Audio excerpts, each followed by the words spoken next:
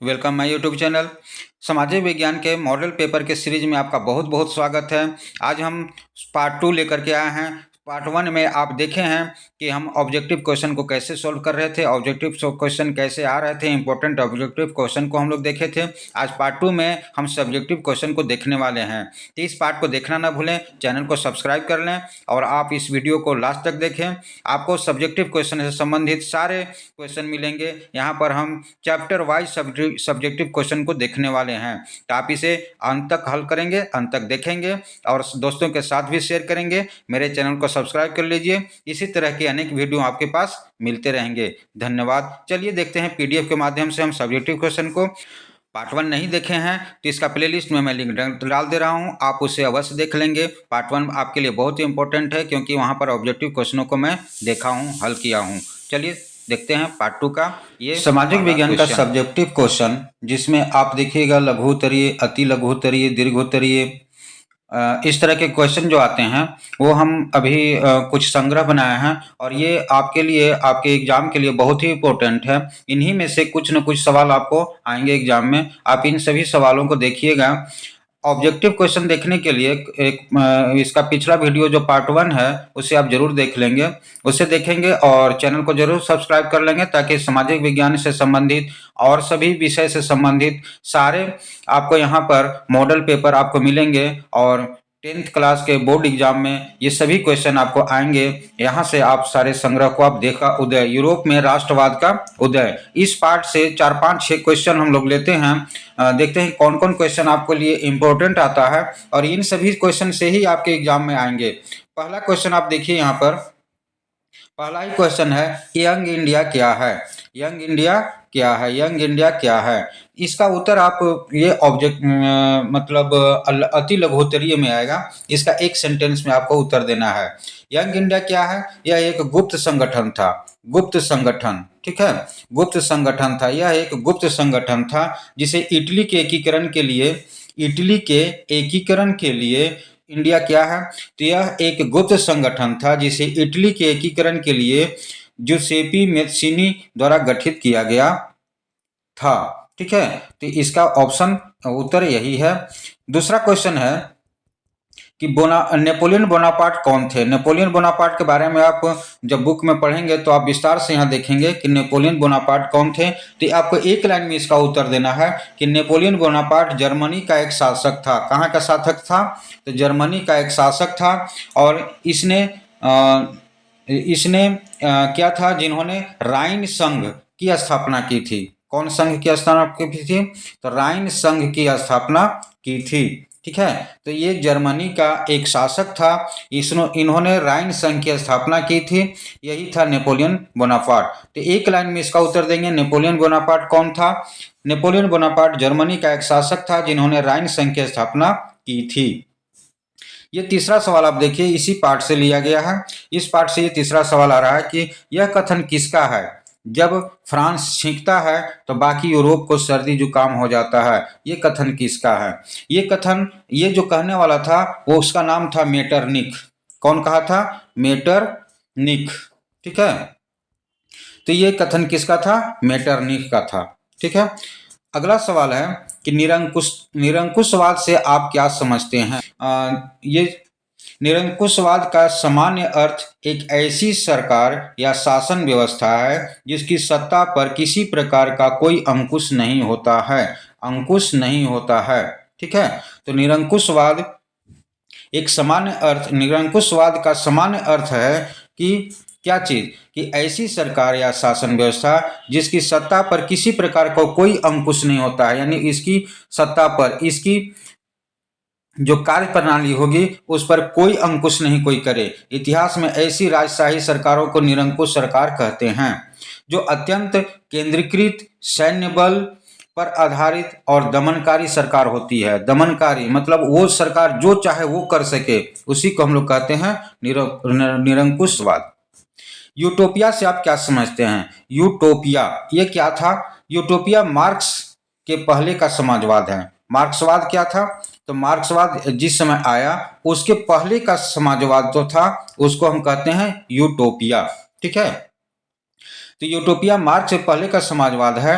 इनका आदर ये वर्ग संघ के बदले वर्ग समन्वय पर देते थे। वर्ग संघ नहीं, वर्ग संघ नहीं, वर्ग समन्वय, ये नहीं, वर्ग समन्वय।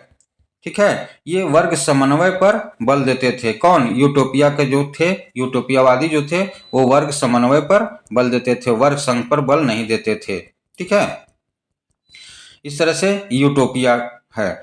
मारियान से आप क्या समझते हैं? मारियान ये क्या चीज है? आप इसको देखिए, इस पाठ का, इसी पाठ से है, यूरोप में राष्ट्रवाद, इसी पाठ से है। मारियान से आप क्या समझते हैं? ठीक है, ये क्वेश्चन आया है आपको 2023 के एनुअल में भी आया है, 2014-12 ये सब में आया है, जैक बोर्ड में आते रहता है, तो आपके लिए भी ये इम्पोर्टेंट क्वेश्चन है। मारियान एक आदर्श एवं काल्पनिक नारी रूप थी, ठीक है ना, जिसने फ्रांस लोगों के राष्ट्र का प्रतिनिधित्व किया। फ्रांस के लोगों के राष्ट्र का प्रतिनिधित्व किया। उसकी प्रतिमाएं सार्वजनिक चौकों पर लगाई गई तथा जनता के राष्ट्रीय एकता का प्रतीक में इसको याद किया गया। मतलब ये राष्ट्रीय एकता का प्रतीक माना गया। मारियान को राष्ट्रीय एकता के रूप में इसको जाना जाता है। ठीक है, जर्मेनिया से आपका क्या तात्पर्य है? जर्मनी में जर्मेनिया जर्मन राष्ट्र का रूपक बन गई। जर्मन राष्ट्र का रूपक, ठीक है, ये जर्मन राष्ट्र का रूपक, जर्मन का रूपक, उसी को कहे जर्मनिया। ठीक है, तो जर्मनिया क्या था? जर्मन राष्ट्र का रूपक। जर्मनिया बलूत वृक्ष के पत्तों का मुकुट पहने दिखाया गया है, क्योंकि जर्मन बलूत वीर का प्रतीक है। तो यही जर्मेनिया था। नेपोलियन की संहिता क्या थी? ठीक है, नेपोलियन की संहिता क्या थी? ये क्वेश्चन भी बहुत इंपॉर्टेंट है। नेपोलियन एक जो अपना जो बनाया था संविधान, उसी को नेपोलियन संहिता कहते हैं, 1804 ईस्वी में। ठीक है, 1804 की नागरिक संहिता, जिसे आमतौर पर नेपोलियन की संहिता के नाम से जाना जाता है, कर दिया था। उसने कानून के समक्ष बराबरी और संपत्ति के अधिकार को सुरक्षित बनाया। ठीक है, कानून के समक्ष बराबरी और संपत्ति के अधिकार को सुरक्षित बनाया। ये था नेपोलियन की संहिता। तो आपको 2-3 लाइन में इसका उत्तर देना है, तो यही आप इसका उत्तर इसी तरह से आप दे देंगे। ठीक है, ये क्वेश्चन आप लोग के लिए इंपॉर्टेंट है। इस क्वेश्चन का आंसर आप कहीं से भी देख सकते हैं। ठीक है, ये फ्रांसीसी लोगों के बीच सामूहिक पहचान का भाव पैदा करने के लिए फ्रांसीसी क्रांतिकारियों ने क्या कदम उठाए? ये क्वेश्चन आपके लिए इम्पोर्टेंट हो जाता है, क्योंकि ये पिछले बार क्वेश्चन आया हुआ है, और यहाँ पर जो भी क्वेश्चन हम ले रहे हैं ना, पिछले कुछ ईयर में आया हुआ ही है, तो आपके लिए भी इम्पोर्टेंट हो जाता है। नागरिकों की सामूहिक पहचान अथवा एक राष्ट्र के नागरिक होने का भाव पैदा करने के लिए क्रांतिकारियों द्वारा कुछ कदम उठाए गए। जो पहला कदम है, उस पहला कदम को हम कहेंगे कि पितृभूमि तथा नागरिक जैसे राष्ट्रवादी विचारों को प्रोत्साहन दिया गया। पितृ किया गया। दूसरा क्या किया गया कि नागरिकों के एक समान अधिकारों का समर्थन किया गया। एक समान अधिकारों को, है ना, एक समान अधिकारों का समर्थन किया गया। नागरिकों को एक समान अधिकारों का समर्थन किया गया। नए राष्ट्रध्वज का निर्माण किया गया। नए राष्ट्रध्वज बनाए गए, है ना, नए राष्ट्रध्वज का निर्माण किया गया। ठीक है, तीसरा जो किया गया वो नए राष्ट्रध्वज का निर्माण किया गया। चौथा था कि एक केंद्रीय प्रशासनिक व्यवस्था लागू की गई तथा सभी नागरिकों के लिए एक समान कानून बनाए गए। चौथा क्या किया गया कि केंद्रीय प्रशासनिक व्यवस्था लागू की गई, केंद्रीय प्रशासनिक व्यवस्था लागू की गई तथा सभी नागरिकों के लिए एक समान कानून बनाए गए। ये चौथा किया गया। पांचवा क्या किया गया? ये चौथा, इस तरह के कुछ कदम उठाए थे फ्रांसीसी क्रांतिकारियों ने सामूहिक पहचान भाव पैदा करने के लिए। पांचवा जो काम किए इन लोग, ये क्या किए कि आंतरिक आयात निर्यात शुल्क समाप्त कर दिए गए।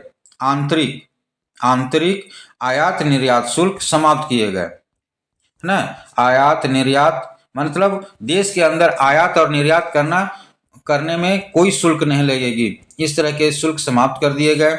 ठीक है, क्षेत्रीय बोलियों के स्थान पर फ्रेंच की जन सामान्य की भाषा बनाने का प्रयास किया गया, है ना। क्षेत्रीय भाषा जो थे, वो क्षेत्रीय भाषा में बहुत कोई यूज नहीं कर पाते थे, कोई किसी के लेन देन बात विचार नहीं कर पाते थे, तो क्षेत्रीय बोलियां जो था उसके जगह पर फ्रेंच भाषा को जनमानस की भाषा बनाने पर इन लोग जोर दिया। ठीक है, तो इस तरह के कुछ कुछ कदम उठाए फ्रांसीसी लोग, और फ्रांसीसी लोग के इन्हीं कदमों के को कहा जाता है कि फ्रांसीसी क्रांतिकारियों ने ये सब कदम उठाए थे। ठीक है, 10वां सवाल है कि इटली के एकीकरण की प्रक्रिया का संक्षिप्त वर्णन करें। इटली के एकीकरण, ये सवाल आपके लिए बहुत ही इंपॉर्टेंट रहता है। जर्मनी के एकीकरण और इटली के एकीकरण, ये दो सवाल में से कोई एक सवाल आपके लिए बहुत ही इंपॉर्टेंट है, क्योंकि दोनों में से कोई एक आने ही वाला रहता है। ठीक है, तो इटली का एकीकरण के बारे में अगर हम इस को हम कैसे कैसे लिखेंगे, आप ध्यान से सुन लेंगे, आपको याद हो जाएगी। 19वीं सदी के मध्य में इटली 7 राज्यों में बटा हुआ था। कई राज्य में? 7 राज्यों में बटा हुआ था 19वीं सदी के मध्य में। उत्तरी भाग ऑस्ट्रिया के अधीन था। जो उत्तर का भाग था वो ऑस्ट्रिया के अधीन था। ठीक है, उत्तरी भाग ऑस्ट्रिया के अधीन था। मध्य हलकों पर पोप का शासन था। मध्य में क्या था? पोप। उत्तर में ऑस्ट्रिया, मध्य में पोप, और दक्षिण में स्पेन के राजा के अधीन था। दक्षिण में जो था स्पेन, यहाँ पर स्पेन के राजा थे। ठीक है, यहाँ ऑस्ट्रिया के राजा थे उत्तर में, बीच में पोप थे मध्य में, और दक्षिण में स्पेन के राजा थे। इसी तरह से 1830 के दशक में इटली के एकीकरण के प्रयास किए गए जो निम्नलिखित थे। इटली के एकीकरण, ये तीनों सभी को एक साथ मिलाने का प्रयास किया गया। कब? 1830 ईस्वी में। आपको हम पॉइंट वाइज आपको हम बताते हैं। पहला जो किया गया वो था ज्यूसेप्पे मैत्सिनी की भूमिका। ज्यूसेप्पे मैत्सिनी, है ना, ज्यूसेप्पे मैत्सिनी की भूमिका, ये पहला पॉइंट में आप लिखिएगा कि इसकी क्या भूमिका थी एकीकरण में इटली की। वह गणतंत्रात्मक दल का नेता था। यह कैसा नेता था? गणतंत्रात्मक दल का नेता था। 1831 में अपने निर्वासन काल में उसने यंग इटली नामक एक संगठन बनाया। यंग इटली नामक संगठन इसने बनाया। कब? 1831 ईस्वी में। ठीक है, यह एक गुप्त संगठन था जिसकी स्थापना शिक्षा के माध्यम से इटली के पुनर्गठित करने के लिए हुई थी। इटली को पुनर्गठित करने के लिए शिक्षा के माध्यम से पुनर्गठित करने के लिए इसकी स्थापना की थी। किसका गठन हुआ था? यंग इटली का गठन हुआ था, है ना। यद्यपि इटली के एकीकरण के लिए 1831 तथा 1848 में 2 क्रांतिकारी प्रयास किए गए थे, परंतु वे दोनों असफल रहे थे। ये सफल रहा था। इनका जो प्रयास था यंग इटली बना करके, इनका प्रयास सफल रहा था। ठीक है, तो दूसरा पॉइंट जो आता है इटली के एकीकरण के लिए, ये पहला पॉइंट हुआ।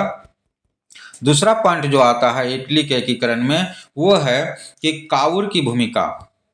हम इस काउर की भूमिका, इस पर हम कुछ लिखेंगे और बनाएंगे। इसका हम टॉपिक एक बना लेंगे, काउर की भूमिका। उसके बाद हम लिखेंगे काउर 1858 में पीडमोंट का मंत्री प्रमुख था। 1558 में क्या था? पीडमोंट का मंत्री प्रमुख था। उनका मुख्य लक्ष्य ऑस्ट्रिया से इटली के उद्धार को प्रभावित करना था। वह न तो क्रांतिकारी था और न ही लोकतंत्रवादी था, परंतु उसे इटली का वास्तविक निर्माता माना जाता है। उसने फ्रांस के साथ एक चतुर कूटनीतिक गठबंधन के माध्यम से 1859 में ऑस्ट्रियाई सेनाओं को परास्त करने में सफलता प्राप्त की थी। ठीक है ना। तो इस तरह से काउर की भूमिका रही। तीसरा जो है वो है ज्यूसेप्पे गैरिबाल्डी की भूमिका। तो इसकी भूमिका क्या है कि गैरिबाल्डी रेड शर्ट्स नामक क्रांतिकारी आंदोलन का नायक था ना। रेड शर्ट्स नामक क्रांतिकारी आंदोलन का नायक था। कौन? गैरिबाल्डी। सन 1860 में उसने दक्षिणी इटली तथा और स्पेन के शासकों को हटाने के लिए स्थानीय कृषकों का समर्थन लेने में सफल रहा गैरिबाल्डी। ठीक है, तो रेड शर्ट्स की स्थापना इसने की गैरिबाल्डी ने, और ये इटली के एकीकरण में महत्वपूर्ण भूमिका निभाया। ठीक है ना। इस तरह से तीसरा पॉइंट लिखेंगे। चौथा पॉइंट मेरा रहेगा विक्टर एमेनुएल द्वितीय। 1861 ईस्वी में 1861 ईस्वी में रोम और वेनेशिया को छोड़कर बाकी जगहों में, बाकी समस्त इटली में, है ना, इतालवी पार्लियामेंट के प्रतिनिधि ट्वीन में एकत्र हुए और उन्होंने इटली के राजा के रूप में इसको स्वीकार किया। ठीक है, इसका चयन किया और विधिवत स्वीकार किया इन लोगों ने। तो इस तरह से इटली का एकीकरण पर एक संक्षिप्त वर्णन टिप्पणी लिखने के लिए आएगा। तो इस तरह से 4 पॉइंट देंगे और चारों पॉइंट को हम लोग डील करेंगे। ठीक है, अगला क्वेश्चन है, बाल्कन प्रदेशों में राष्ट्रवादी तनाव क्यों पनपा? बाल्कन प्रदेशों में राष्ट्रवादी तनाव क्यों पनपा? इसके लिए अगर हमको देखा जाए तो ये आपके पिछले साल परीक्षा में आया था। तो इसका हम उत्तर कैसे लिखेंगे? ठीक है, तो आप ध्यान से सुनिएगा। 1871 ईस्वी में क्या हुआ था कि 1871 ईस्वी के पश्चात बाल्कन प्रदेश यूरोप में गंभीर राष्ट्रवादी तनाव का मुख्य स्रोत था। इस क्षेत्र में मुख्यतः आधुनिक रोमानिया, बुल्गारिया, अल्बानिया, यूनान, Macedonia, Croatia, Bosnia, Herzegovina, Slovenia, Serbia, Montenegro आदि प्रदेश शामिल थे। ठीक है जी, जो राष्ट्रवादी तनाव हो रहा था 1871 ईस्वी में, उसमें इन सभी प्रदेश शामिल थे। ठीक है, इस क्षेत्र में निवासियों को प्रायः स्लाव कहकर पुकारा जाता था। स्लाव, ठीक है, स्लाव कहकर पुकारा जाता था इन सभी जगहों पर। बाल्कन क्षेत्र का अधिकतर हिस्सा ऑटोमन साम्राज्य का भाग था। इस क्षेत्र में निम्नलिखित कारणों से तनाव पनपा। ठीक है, बाल्कन प्रदेशों में इसी तरह से तनाव पनपा। क्या क्या तनाव पनपने का कारण क्या था? तो पहला जो कारण था तनाव पनपने का, वो था बाल्कन क्षेत्र का बड़ा भाग लंबे समय तक ऑटोमन साम्राज्य का हिस्सा था, इसके कारण। दूसरा, ऑटोमन साम्राज्य अत्यधिक कमजोर हो चुका था। ठीक है, तीसरा था साम्राज्य के अधीन राष्ट्रों में राष्ट्रवाद की भावना दिन प्रतिदिन बढ़ती जा रही थी, इसलिए वे स्वतंत्रता की कामना करने लगे थे। ठीक है, चौथा जो था वो था कि उन्होंने अपने अपने इतिहास द्वारा यह सिद्ध करने का प्रयास किया कि वे कभी स्वतंत्र थे, परंतु बाद में विदेशी शक्तियों ने उन्हें अपने अधीन कर लिया, अतः उन्हें स्वतंत्रता मिलनी ही चाहिए। ये उनकी योजना थी। पांचवा, सभी बाल्कन राज्य एक दूसरे से भारी ईर्ष्या करते थे और प्रत्येक राज्य अपने लिए अधिक से अधिक प्रदेश हथियाना चाहता था। फलस्वरूप उनके बीच गहरा तनाव व्याप्त था। ठीक है, इसलिए। और छठा क्या? तो छठा भी पॉइंट है कि बाल्कन क्षेत्र में यूरोपीय शक्तियों को प्रतिस्पर्धा के कारण यह तनाव और अधिक गहरा हो गया। रूस, जर्मनी, इंग्लैंड, ऑस्ट्रिया, हंगरी आदि सभी देशों में ऑटोमन साम्राज्य की कमजोरी का लाभ उठाकर वहां अपना प्रभाव जमाने का प्रयास किया। फलस्वरूप बाल्कन क्षेत्र में कई युद्ध हुए। इन युद्धों में प्रथम विश्व युद्ध की भूमिका की तैयार की, यानी कि ये सब जो युद्ध हुए, प्रथम विश्व युद्ध की भूमिका यहीं से तैयार होती है। अगला सवाल है कि जर्मनी के एकीकरण का संक्षिप्त वर्णन कीजिए। तो जर्मनी का एकीकरण क्या था, इसके बारे में थोड़ा सा हम चर्चा कर लेते हैं। आप तो इसके बारे में विस्तृत जानते भी हैं और कैसे लिखना है, ये इंपॉर्टेंट क्वेश्चन है, आप इस सबको याद कर लीजिएगा। जर्मनी के एकीकरण का प्रारंभ प्रसा के सिंहासन पर विलियम प्रथम के आसीन होने से हुआ। प्रसा एक जगह है कि सिंहासन पर विलियम प्रथम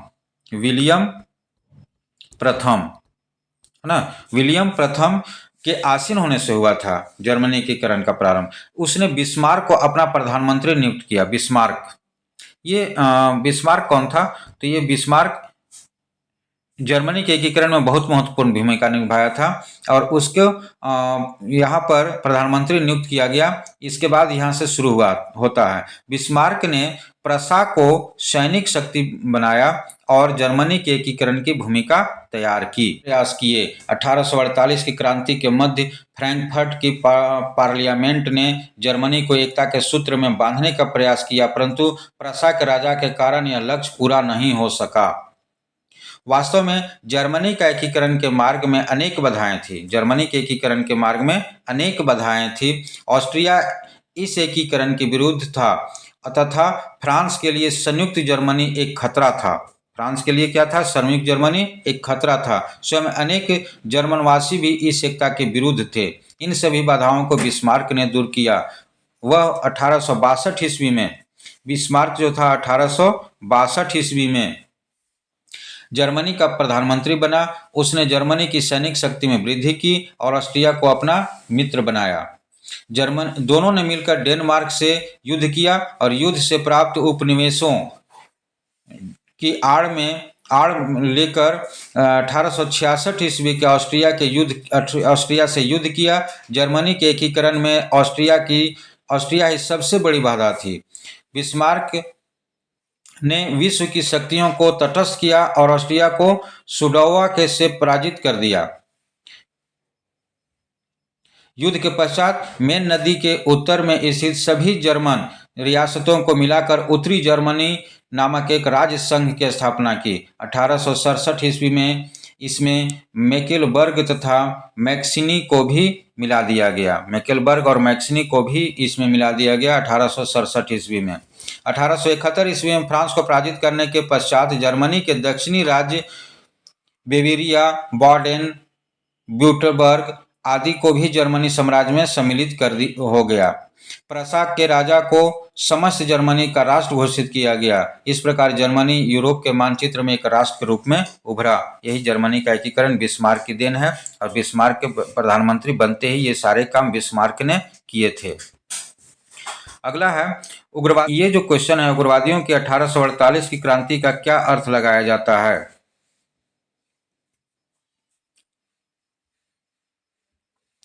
इसमें है कि 1848 में पढ़े लिखे मध्य वर्गों की क्रांति हो रही थी। पढ़े लिखे मध्य वर्गों की क्रांति हो रही थी, जिसमें राजा को अपनी गद्दी छोड़नी पड़ी, जिसे उदारवादी क्रांति के नाम से भी जाना जाता है। उदारवादी क्रांति के नाम से भी जाना जाता है। इस क्रांति के परिणाम स्वरूप फ्रांस में एक गणतंत्र की घोषणा हुई, जो सभी पुरुषों के सार्वत्रिक मताधिकार पर आधारित था। यूरोप के अन्य भागों में संविधानवाद की मांग उठी। यह राष्ट्र राज्य संविधान, प्रेस की स्वतंत्रता और संगठन बनाने की आज़ादी जैसे सांसदीय सिद्धांतों पर आधारित था। इस आंदोलन में मध्यम वर्ग का प्रभाव अधिक था, जिन्होंने मजदूरों और कारीगरों की मांग का विरोध किया। महिलाओं को राजनीतिक अधिकार देने से मना कर दिया, जिसके इसका समर्थन घट गया। ठीक है, ये 1848 क्रांति जो उदारवादी था और ये पढ़े लिखे लोगों की क्रांति था। इस तरह से इसको हम लोग लिख सकते हैं। ठीक है, अगला हम लोग देखेंगे इंडो चाइना राष्ट्रवादी आंदोलन। इस पाठ में कौन कौन से क्वेश्चन इंपॉर्टेंट हैं और उसको हम लोग कैसे देखेंगे, इस पाठ में हम लोग देखना शुरू करते हैं। क्या क्या है इसका देखते हैं। ठीक है, तो पहला इसमें है कन्फ्यूशियस कौन थे? कन्फ्यूशियस एक चीनी विचारक थे। चीनी विचारक है ना, चीनी विचारक। कन्फ्यूशियस कौन थे? तो एक चीनी विचारक थे, जिन्होंने सदाचार, व्यवहार, बुद्धि और उचित सामाजिक संबंधों को आधार बनाते हुए एक दार्शनिक व्यवस्था विकसित की थी। ये एक दार्शनिक व्यवस्था को विकसित करने वाले थे। ठीक है, इनका दार्शनिक व्यवस्था विकसित करने में क्या क्या मुख्य भूमिका रहा, क्या क्या चीज करते थे? तो सदाचार, व्यवहार, बुद्धि और उचित सामाजिक संबंध, ये सारा इनका आधार था दार्शनिक व्यवस्था बढ़ाने का।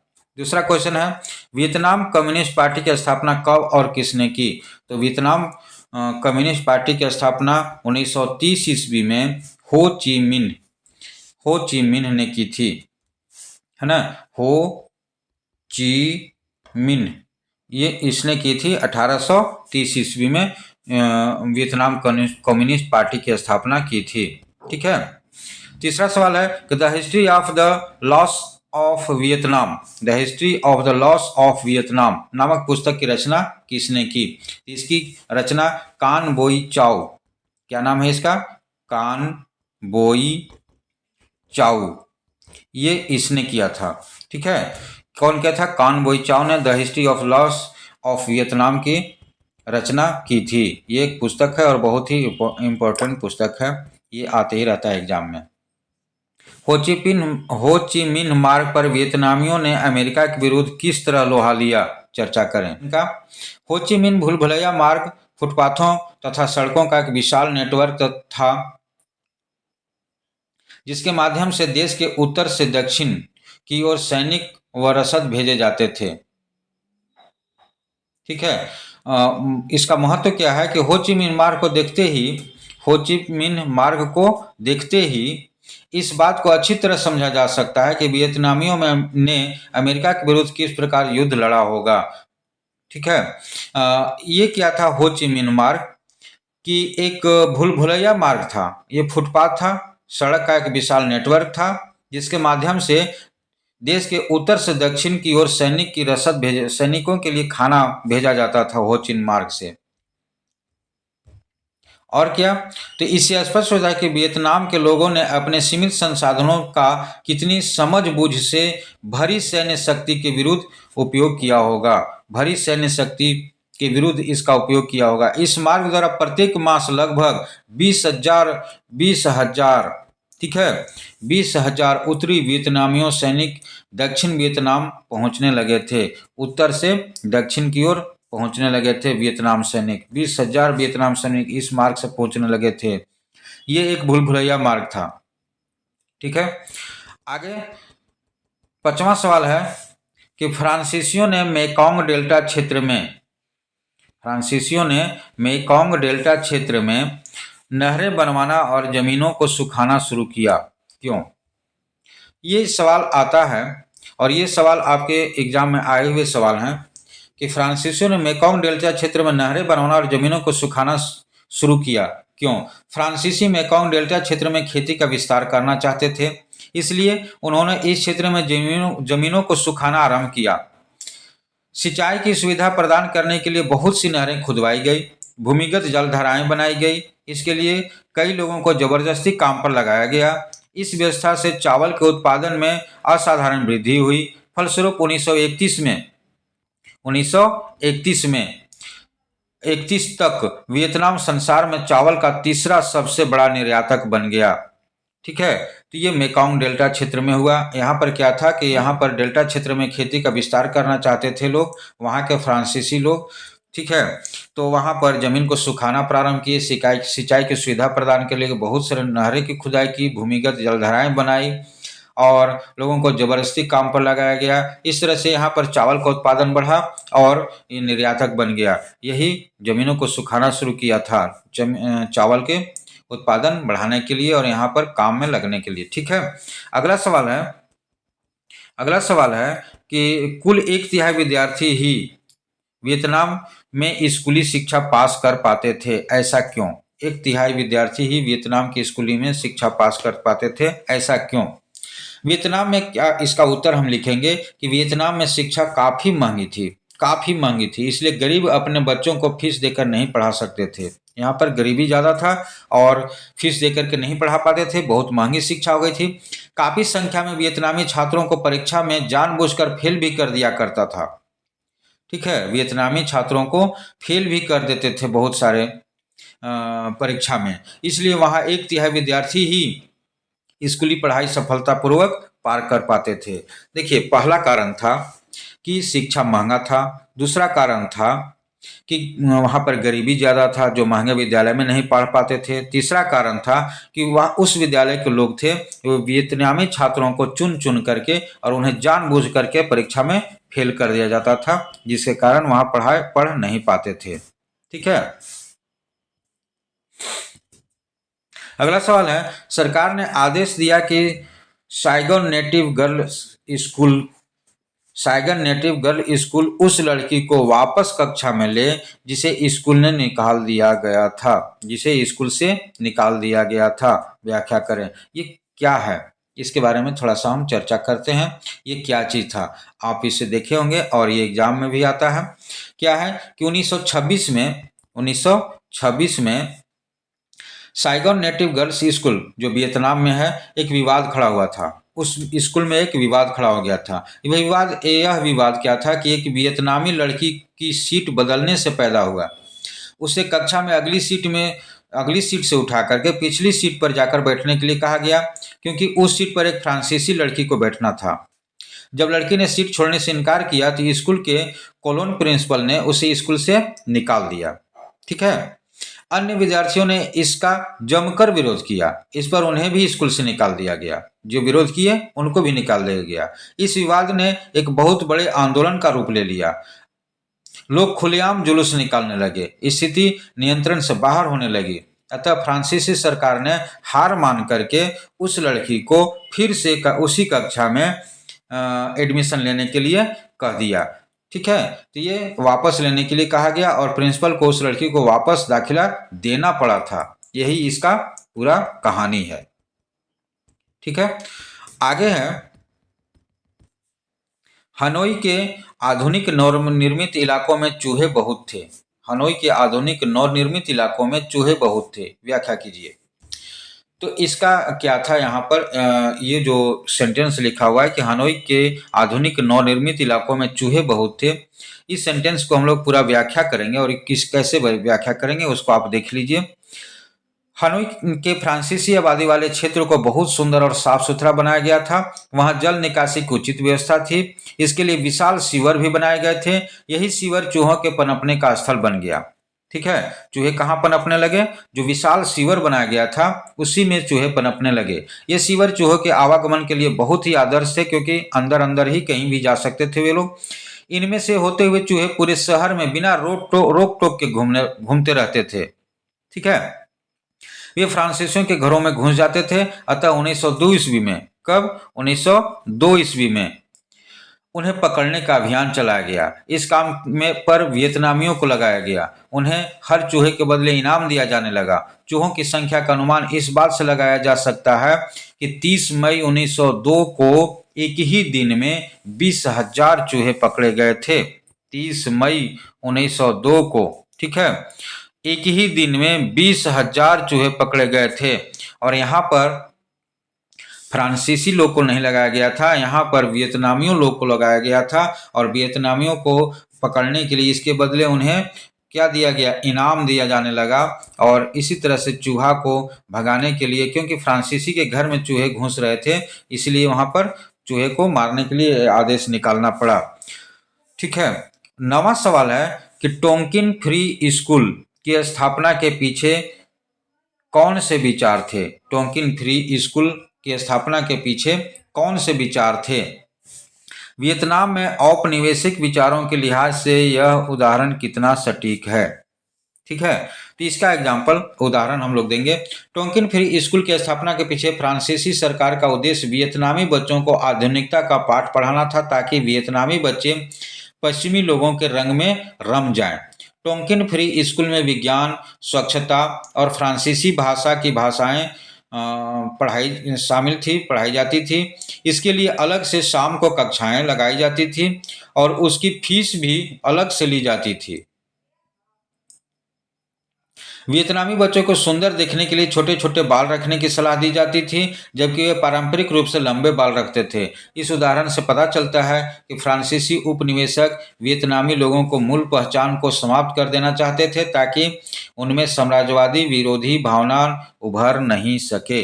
ठीक है, तो टोंकिन फ्री स्कूल की स्थापना यही इसीलिए की गई थी। और फ्रांसीसी लोग चाहते थे कि वियतनामी बच्चे जो भी हैं वे पढ़ें लिखें और पढ़ लिख करके हमारी सहायता करें।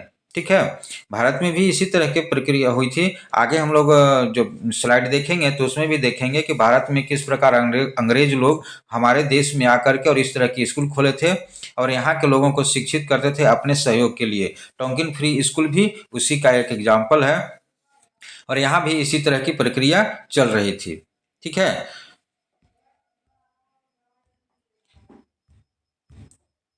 अगला सवाल है उपनिवेशकों का सभ्यता मिशन क्या था? उपनिवेशकों का सभ्यता मिशन क्या था?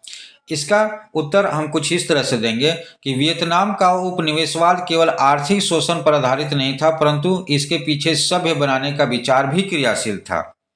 वियतनाम का उपनिवेशवाद था वो केवल आर्थिक शोषण ही नहीं था, आर्थिक शोषण तो वहां पर करते ही थे, लेकिन साथ साथ क्या था कि सभ्य बनाने के लिए भी, जैसे अभी देखे ना कि स्कूल में वो पढ़ाई करवा रहे थे, बच्चों को सभ्य बनवा रहे थे, बाल बड़े बड़े थे उसको छोटे छोटे कटवा रहे थे। इसका पॉजिटिव पहलू भी था कि वे बच्चों को सभ्य बना रहे थे। तो सभ्य बनाने का भी एक विचार भी था, वो भी क्रियाशील था। भारत में अंग्रेजों की तरफ फ्रांसीसियों का दावा था कि वे वियतनाम के लोगों को आधुनिक सभ्यता से परिचित करा रहे हैं। उनकी राय थी कि यूरोप में सबसे विकसित सभ्यता कायम हो चुकी है, अतः वे मानते थे कि उपनिवेशों में आधुनिक विचारों का प्रसार करना यूरोपियों का ही दायित्व है और कोई नहीं कर सकता है, यूरोपीय लोग ही कर सकते हैं, ये उनका मानना था। ठीक है। और इसी कारण क्या था कि वे नए नए स्कूल खोल रहे थे, सभ्य बना रहे थे बच्चों को। इस तरह से सभ्यता मिशन, वो नाम दिए थे इसका, सभ्यता मिशन।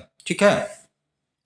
अगला क्वेश्चन है कि फ्रांसीसी नीति निर्माता वियतनाम के लोगों को क्यों शिक्षित करना चाहते थे। फ्रांसीसी नीति निर्माता मतलब क्या, फ्रांसीसी जो वहां पर राज्य कर रहे थे, वहां का जो नीति निर्धारण थे, वहां जो नियम कानून बना रहे थे, वे वियतनाम लोगों को क्यों शिक्षित करना चाहते थे, वियतनाम लोगों को शिक्षित करना क्यों चाहते थे। तो क्यों चाहते थे, अभी तो हम लोग अभी ऊपर में इस पर भी चर्चा कर ही चुके हैं। कुछ हम यहाँ पर अलग से बता रहे हैं क्यों चाहते थे। फ्रांसीसी उपनिवेशवाद केवल आर्थिक शोषण पर केंद्रित नहीं था, ये तो हम अभी जान चुके। ठीक है। अभी तो इनके पीछे सभ्यता अभियान का विचार भी काम कर रहा था। अपने इस उद्देश्य को पूरा करने के लिए फ्रांसीसियों ने नई शिक्षा व्यवस्था लागू की थी। ठीक है। दूसरे, उन्हें प्रशासन चलाने के लिए शिक्षित नागरिकों की भी आवश्यकता थी। कितने लोग फ्रांसीसी हैं जो अपने यहाँ पर सब काम करते रहेंगे। वो चाहते थे कि वियतनाम लोग भी शिक्षित हों और हमें यहाँ पर काम करने में उनका सहयोग मिल सके, इसलिए भी शिक्षा उनके लिए जरूरी हो गया था। तो शिक्षित नागरिकों की भी आवश्यकता थी। इसके लिए वो क्या क्या किए, फ्रांसीसी उपनिवेशवाद क्या क्या किया, तो इन स्कूलों में केवल अभिजात वियतनामी प्रवेश पा सकते थे, जो जनसंख्या का एक छोटा सा भाग था। एक ऐसा स्कूल खोले इन लोग जिसमें केवल वियतनामी लोग ही, अभिजात वियतनामी लोग ही उसमें जा सकते थे। दूसरा था कि स्कूलों में प्रविष्ट छात्रों में से बहुत कम को परीक्षा में पास किया जाता था, बहुत कम को चुन चुन करके, अधिकतर को फेल कर देते थे, और यह इसलिए ताकि वे अच्छी नौकरियों के लिए योग्यता प्राप्त न कर सके। ठीक है। प्रायः 2/3 छात्रों को जानबूझ करके फेल कर दिया जाता था। सन 1925 में 1,17,00,000 की जनसंख्या में स्कूल की पढ़ाई की परीक्षा पास करने वालों की संख्या मात्र 400 थी, है ना। 1.17 करोड़ जनसंख्या था, 1.17 करोड़ जनसंख्या था 1925 में वियतनाम में वियतनामियों की। ठीक है। 1925 में 17 करोड़ जनसंख्या था वियतनामियों की, उसमें से मात्र 400 ही परीक्षा पास कर पाए, मतलब इतने को फेल कर दिया जाता था ताकि वे पढ़ लिख करके मेरा बराबरी नहीं कर पाए। इसीलिए नई पाठ्य पुस्तकों में फ्रांसीसी शासन का महिमा मंडित करते हुए औपनिवेशिक शासन को उचित ठहराया गया था। यहाँ पर क्या था, जो भी बच्चे इसको पढ़ते थे तो यहाँ पर फ्रांसीसी शासन का महिमा मंडित किया गया था और औपनिवेशिक शासन को उचित ठहराते थे कि औपनिवेशिक शासन ही आपके लिए अच्छा है। इस तरह से वे अपने शासन को उचित ठहराते थे और उसी का पढ़ाई बच्चों से करवाते थे, उनके दिमाग में ये चीज डालते थे। स्कूली बच्चों को पढ़ाया जाता था कि वियतनाम में एक समग्र विकास के लिए फ्रांसीसी ही शांति का वातावरण कायम कर सकते हैं, जबकि वास्तविकता इसके विपरीत था। फ्रांसीसी तो यहाँ पर लूटने आए थे, वो थोड़े यहाँ देश को बढ़ाने आए थे। ये चीज था कि नीति निर्माता इसलिए शिक्षित करना चाहते थे। ठीक है ना। तो इस तरह से